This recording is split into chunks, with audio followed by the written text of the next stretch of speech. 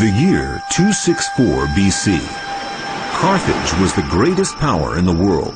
It controlled North Africa, Corsica, Sardinia, and Sicily. Its commercial routes were spread throughout the Mediterranean. 23 years later, the first war against Rome had erased all traces of this splendor. The leader of the Carthaginian army, Hamilcar Barca, was forced to sign a humiliating pact.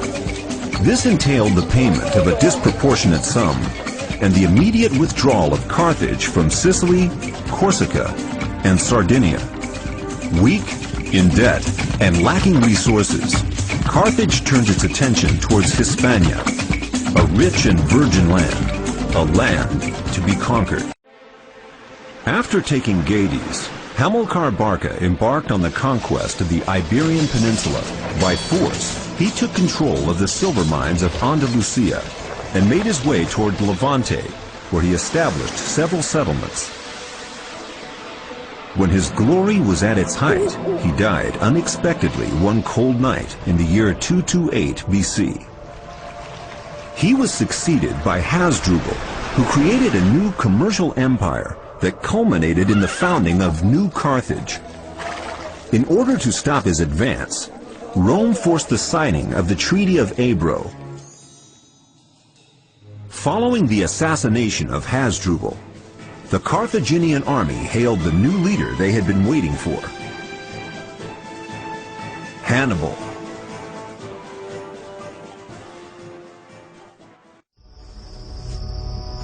Hannibal had demonstrated that he was a brilliant strategist, a strong leader, and valiant warrior, respected by his troops and feared by his enemies.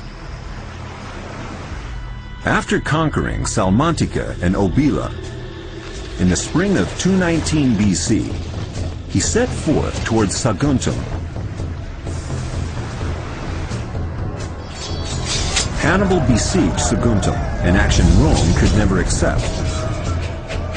The city pleaded for help from Rome, which in turn demanded the retreat of the Carthaginian army. However, Hannibal never retreated.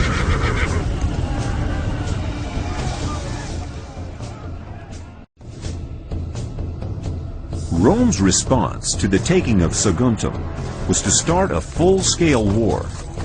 But Hannibal was undaunted. In a matter of months, he amassed an army and crossed the Ebro River heading north. Rome entrusted Publius Cornelius Scipio with the task of stopping the Carthaginian general. The Roman consul fortified Marseille and made sure no one could pass. Unexpectedly, Hannibal crossed the Alps with his entire army in the middle of winter, avoiding the coastal route. A risky decision, a brave move, a challenge to the power. After the epic victory at Cannas, Hannibal galloped to the walls of Rome. The city's defenses were powerful. For once, the Carthaginian general acted with caution and withdrew to reconstruct his decimated armies. Rome took the opportunity to strike back. Its legions took control of the south of Hispania and disembarked in Africa. After 15 years of fighting, Hannibal was forced to return and defend Carthage. He had won all of his battles, but had lost the war. We shall never know what course the history of mankind would have taken if Hannibal had decided to besiege Rome.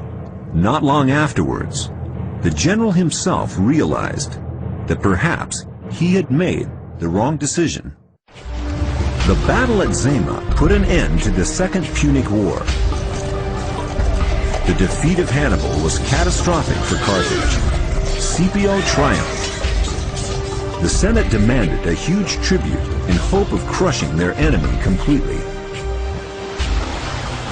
Half a century later, the Carthaginian recovery once again aroused apprehension in Rome. Carthage was reduced to ashes. Its inhabitants either perished or were sold into slavery. The once mighty city was no more. The destruction of Carthage put an end to one of the greatest civilizations of the ancient world. Without a power to rival Rome, a new era of Latin domination had begun. But that is another story.